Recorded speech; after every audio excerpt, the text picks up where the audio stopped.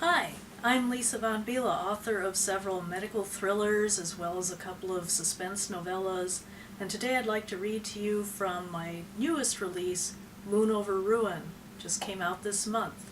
Let's start with the synopsis. A tragic twist of fate takes away everything that really matters to Peter Watson.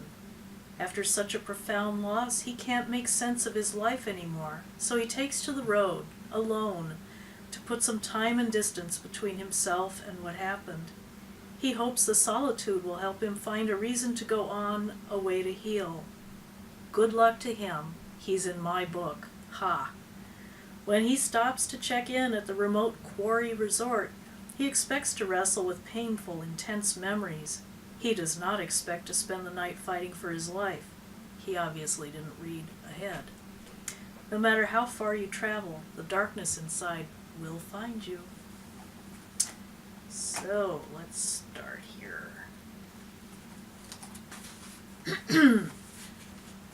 Peter Watson shook 4 Advil out onto his desk and downed them all with one massive gulp of coffee.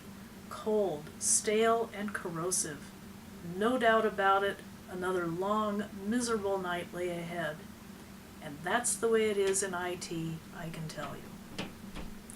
If the curses and shouts erupting outside his office were any indication, what should have been the final test run had failed yet again.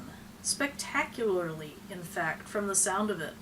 And the new payroll system was supposed to go live tomorrow. Fat chance. He massaged his throbbing temples and prayed the Advil would kick in before his head exploded. Although, if his brain just got it over with and shattered, he'd probably be better off.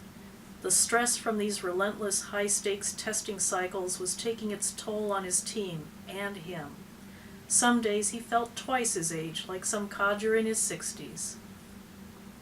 And some days he remembered there were other ways of making a living. Other ways that didn't look so good on a resume and could get you killed in a heartbeat. Sometimes he wondered if he'd traded the possibility of sudden death for an inexorable death measured in degrees. One of those wage slave type jobs, you see. Peter turned to his computer and scrolled through the project schedule. A year's worth of monthly incremental implementations to look forward to. How long would he be able to keep that up? Even some of his younger staff members had thrown in the towel over the past 6 months, leaving him even shorter staffed than usual. And that's how it is in IT, especially for the test team. But I digress. Oh shit, the board presentation. At least his PowerPoints were ready. He could wing it with those, but his best suit was still at the cleaners. He grabbed his cell and speed-dialed Erica. Hello? She answered in a voice thick with sleep, even though it was only a little after 6. And I know what you're thinking. She's not drunk, all right? Hey, did I wake you? Yeah, I was reading on the couch and fell asleep. I don't know where my energy's gone, and I have 5 more months of this left, she yawned. I thought it would get better once I finished the first trimester. What's up? I'm really sorry to bother you with this, but I have that big board meeting tomorrow morning, and my good suit's still at the cleaners. They're open till 7, but there's no way I'm getting out of here in time tonight. You want me to get it? I'd really appreciate it. I'd be lucky to get home by the single-digit hours tonight. The testing isn't going well at all. All right, guess I can pick up some takeout while I'm at it. I'm hungry, but I don't feel like cooking, especially just for myself. Thanks. I promise I'll make it up to you. You do that. Erica chuckled and hung up. Peter gazed at the framed honeymoon picture of them standing with their arms around each other on the beach at Quarry Lake, up in Canada. He smiled. They had a blast at the resort there, carefree as hell, but between the baby coming and his job, it'd be a long time before they'd get a chance to relax with each other like that again.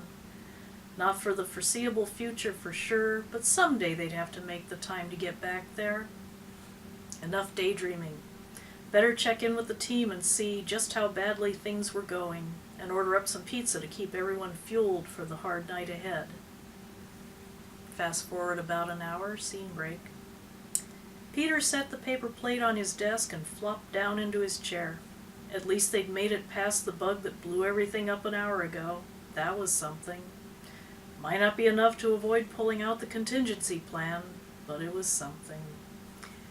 He took a bite of tepid pepperoni pizza, something he and his team wound up eating all too often on frantic nights like this. He wolfed down the rest of the piece, suddenly realizing how hungry he was. As he reached for a second helping, his cell rang. Mr. Watson? This is Officer Bryant of the Issaquah Police Department. It's about your wife. And then things begin to go horribly wrong and get worse from there.